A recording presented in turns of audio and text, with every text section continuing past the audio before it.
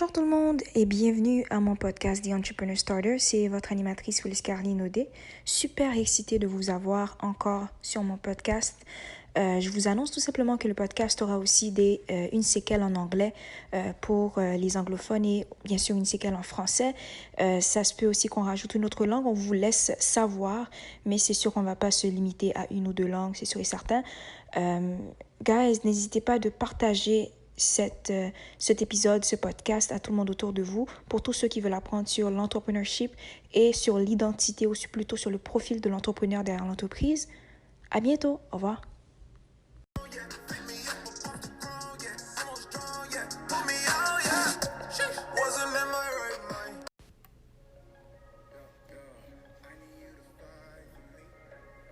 Bonjour à tous et bienvenue encore une fois à un autre épisode de mon podcast The Entrepreneur Starter. Super contente, je le dis à chaque épisode, mais c'est une vérité, super contente, super excitée de vous avoir encore aujourd'hui. Le sujet d'aujourd'hui, on y rentre directement, le ciblage. Comment cibler dans le monde entrepreneurial, que ce soit pour des prospects, pour des partenaires ou pour des futurs investisseurs. À tout de suite. Re-bienvenue tout le monde et merci d'avoir patienté. On continue le sujet d'aujourd'hui qui est le ciblage. Alors, ce serait quoi le ciblage? Le ciblage, c'est le fait de viser un public ou un groupe de personnes pour un produit ou un service en particulier à vendre. C'est comme ça qu'on arrive à atteindre des prospects, les personnes qu'on appelle des prospects qui sont des potentiels clients.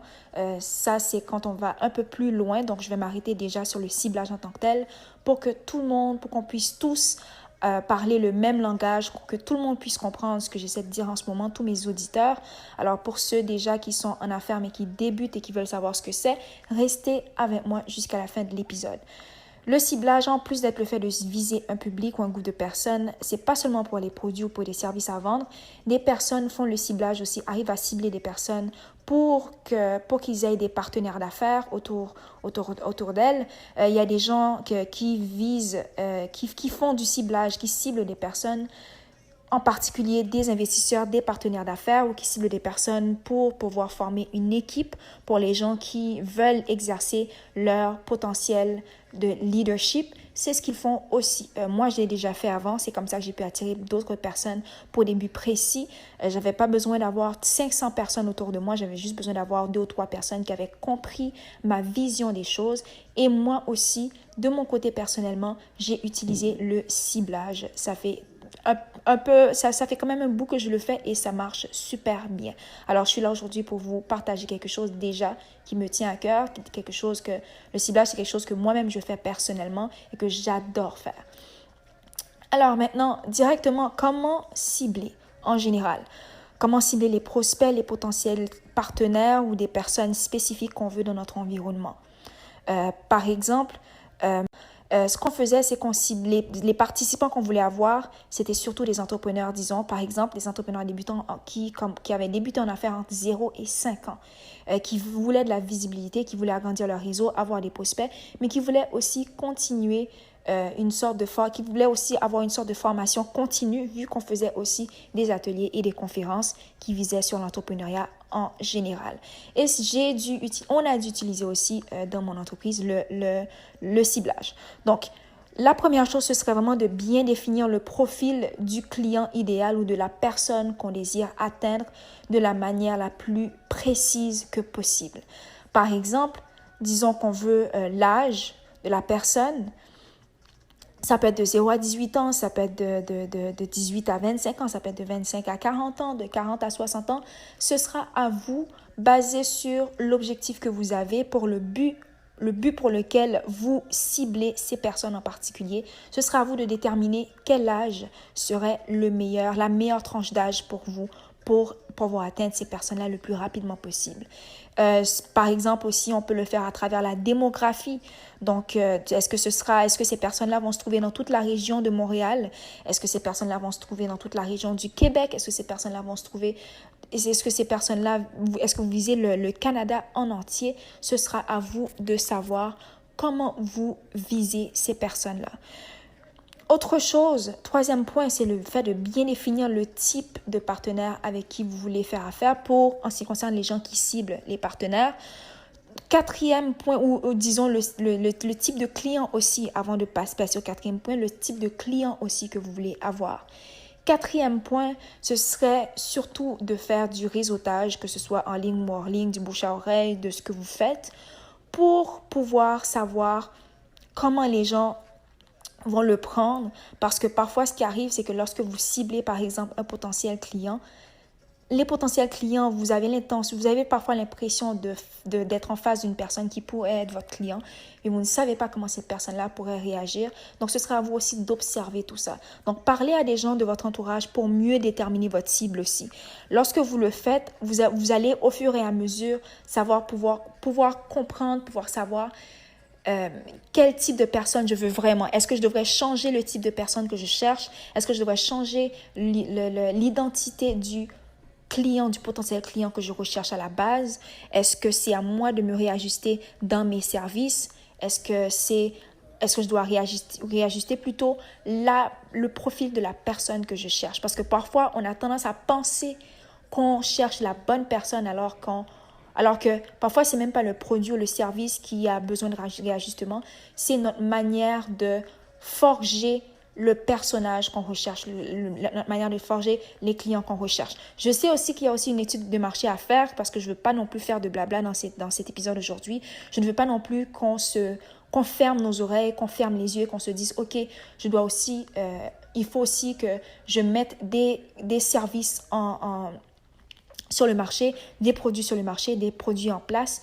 Et si les personnes ne se réajustent pas, les personnes que je cherche ne peuvent pas s'adapter à ce que je donne, ben moi, je n'ai aucune correction à faire de mon côté, c'est à la personne de s'adapter.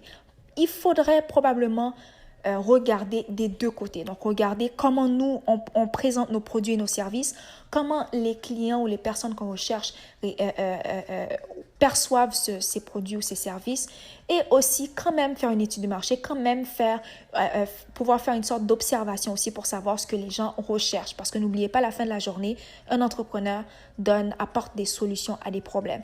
Donc, parfois aussi, ce qui arrive, c'est qu'il y a de grosses corporations qui l'ont fait. Il y a des gens qui créent des problèmes et ensuite qui vendent les solutions. Si vous n'êtes pas encore rendu là, si vous ne voulez pas vous rendre là, attaquez-vous déjà à des problèmes qui sont déjà existants. Il y a toujours des problèmes à résoudre dans la vie. Donc, attaquez-vous à ça d'abord. Voyez les solutions que vous pouvez donner et par la suite, maintenant, faites votre niche, créez votre niche, créez l'identité des personnes qui vont se retrouver dans votre niche. Right? Le prochain point, ce sera vraiment de mieux communiquer aussi ses valeurs, justement, ses produits et sa mission pour attirer la clientèle qu'on désire. Parfois, lorsqu'on fait le ciblage, si ce ciblage n'est pas bien fait, si ce ciblage n'a pas été un succès, parfois c'est dans notre manière de communiquer les choses. Moi qui vous parle, j'ai été la personne, ça a été l'une de mes faiblesses avant et je travaille toujours. Et la manière dont je présentais mes produits aussi n'était pas forcément la bonne manière de le faire. Donc, c'est sûr qu'on y travaille, on est là. Et ça s'en vient. Donc, pour les personnes qui m'écoutent, si vous avez aussi ce genre de faiblesse, ne vous inquiétez pas. Ne vous inquiétez pas pour les personnes qui vous disent vous donnez tel ou tel, vous expliquez des produits aujourd'hui et demain vous l'expliquez d'une autre manière. C'est pas des affaires de ces personnes-là.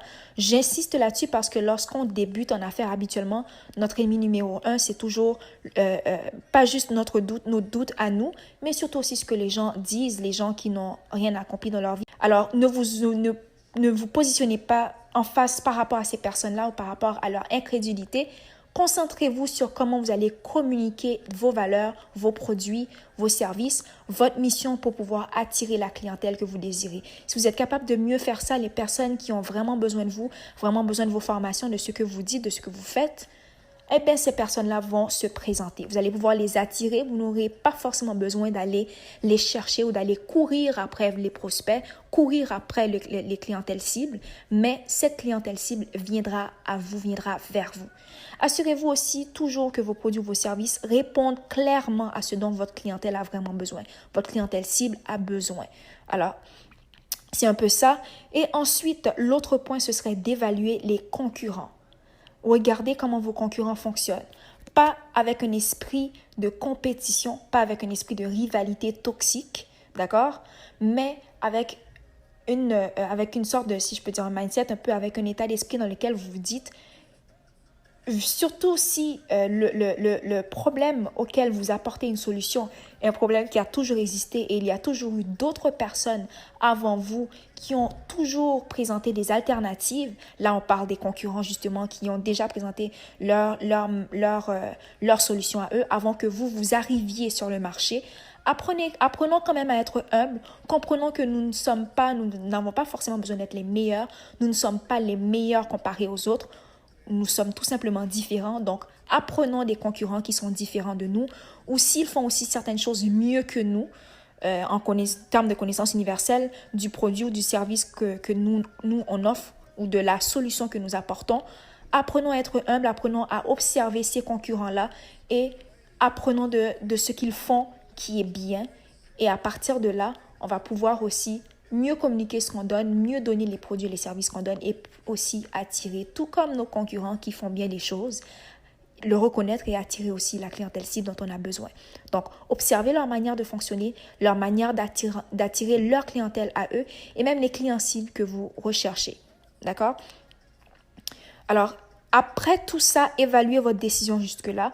Est-ce que c'est réaliste? Est-ce que vos produits, vos services sont réalistes? Est-ce que la manière dont vous véhiculez votre message est réaliste? Est-ce que les clients aussi que vous visez, parce que parfois ce qui arrive, c'est que j'ai déjà entendu certains entrepreneurs avec qui je parle, vous savez, je suis toujours souvent en conversation avec des gens, lorsque je peux pas non plus, je me rétracte. Donc avec les personnes avec qui j'ai parlé, beaucoup d'entrepreneurs disent parfois, je donne tel ou tel produit, mais lorsqu'on leur dit, OK, mais qu'est-ce que tu recherches? Quel client tu recherches pour ces produits? Ils me disent, je recherche des millionnaires pour acheter mes produits. Mais un millionnaire comme client qui achètera ton produit, déjà des gens qui ont beaucoup d'argent, oui, c'est vrai, il y en a qui dépensent leur argent dans n'importe quelle vanité, mais il y a des gens qui sont très restrictifs avec leur argent, qui ont pas mal de restrictions en ce qui concerne les dépenses. Donc, ils font très attention à leur argent, leur état financier. Et vous venez devant ces personnes, comme vous dites, entre parenthèses, millionnaires. Et déjà là, c'était très vague. On ne sait pas de quelle sorte de millionnaire cet entrepreneur-là parlait. Est-ce que c'était un millionnaire, un jeune millionnaire? Est-ce que c'était un millionnaire qui était dans la trentaine, dans la quarantaine? Dans quelle région il allait se positionner? Et aussi, où est-ce que la personne, l'entrepreneur qui donne le produit, qui veut atteindre ces millionnaires en question, est-ce que cet entrepreneur-là était capable de se déplacer juste est-ce que cet entrepreneur était trop loin là on parle de service surtout, est-ce qu'il est trop loin du millionnaire en question? Donc tout ça, ce sont des questions qu'on doit se poser. Est-ce que c'est réaliste ce qu'on donne et aussi ce qu'on recherche? Je ne peux pas non plus avoir donné un produit qui mérite un 5 sur 10 et m'attendre à ce que les gens qui aiment des produits qui méritent un 10 sur 10 achètent mon produit de 5 sur 10. Ça ne se fera pas. Moi aussi, ça a été une réalité qui m'a claqué en plein visage, mais on apprend tous. Alors en ce moment, je vous partage aussi mes forces, mes faiblesses en vous partageant ce sujet aujourd'hui. Donc, assurez-vous d'être réaliste dans tous les points, dans tous les sens du terme. Et vous avez le droit de changer votre clientèle cible. Vous avez le droit, tout comme je l'ai dit déjà dans les épisodes précédents, je l'ai tout le temps répété. Si vous êtes entrepreneur, peu importe le produit, vous avez le droit de changer de produit, de service, de domaine. Vous avez le droit de changer de manière de faire. Mais vous avez le droit de vous ajuster à ce qui fonctionne pour vous. Donc, vous avez aussi le droit, bien sûr, de changer de clientèle cible. Donc, le pourquoi derrière le ciblage, en fait. Parce que, essentiellement, plaire à tout le monde amène au désastre. Donc, vous ne pouvez pas avoir un produit, un service, du contenu, ce que vous donnez, que ce soit payant ou pas payant, ok, que ce soit payant ou gratuit, ce que vous donnez n'est pas supposé plaire à tout le monde. Il n'y a pas un produit qui est supposé plaire à tout le monde. Vous vendez un produit, un service qui répond à un problème précis. Donc, n'essayez pas de plaire à tout le monde, guys. N'essayez pas non plus de caresser tous les gens autour de vous dans le sens du poil.